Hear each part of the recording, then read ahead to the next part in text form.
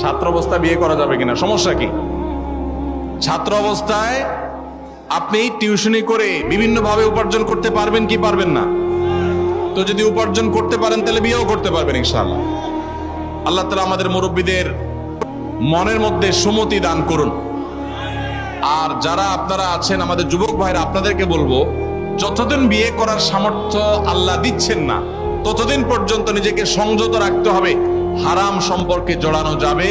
যতদিন পর্যন্ত আর্থিক সঙ্গতি হয় না ততদিন পর্যন্ত সবর করতে হবে। নবী সাল্লাল্লাহু আলাইহি ওয়াসাল্লাম বলেছেন, ইয়া মা'আশারাশ শাবাব মান ইসতাতাআ মিনকুমুল বাআতা ফালইয়াতাযাওয়াজ ওয়া মান লাম ইসতাতি ফাআলাইহি বিস-সাওম। হে যুবকরা, তোমাদের যাদের বিবাহ করার সামর্থ্য আছে, আর্থিক সঙ্গতি আছে, তারা বিবাহ করো। যাদের আর্থিক সঙ্গতি নাই তারা যেন রোজা রাখে, নিজেকে সংবরণ করে, সবর করে। অতএব যুবক ভাইরা, চরিত্রকে হেফাজত করতে হবে।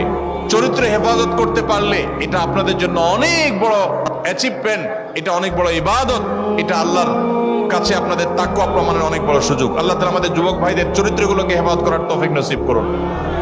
মনে রাখবেন, যদি যৌবনকে হারাম সম্পর্ক দিয়ে আপনি কালিমা যুক্ত করেন, এটাকে রিকভার করা এত সহজ নয়। যাদের হারাম সম্পর্ক আছে এখনই তওবা করুন, নতুন জীবন গড়ুন এবং নিজেকে সবর করুন, হারাম থেকে দূরে সরায় রাখেন। আল্লাহ কেন বলেছেন ওয়ালা তাকরাবুজ জিনা, জিনার কাছেও যেও না? কারণ আগে থেকে আপনি দূরে থাকলে তখন বাঁচতে পারবেন। এই সম্পর্ক, হারাম সম্পর্ক থেকে দূরে সরে আসতে হবে। আল্লাহ আমাদের সবাইকে তৌফিক দান করুন।